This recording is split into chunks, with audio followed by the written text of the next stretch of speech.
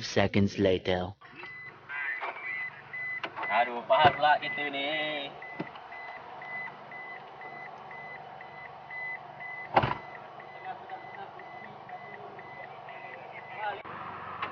Aduh, tengah sedap-sedap mesti ni apa benda pula tak kena ni.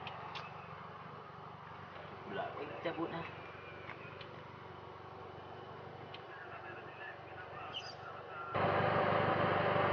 Kita nak apa ni?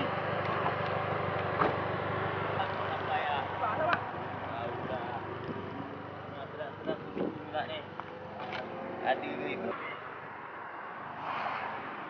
Soket tak ada pula. Cabut lah. Soket semua elok. Alternator ni aku rasa bang. Alternator baru tukar.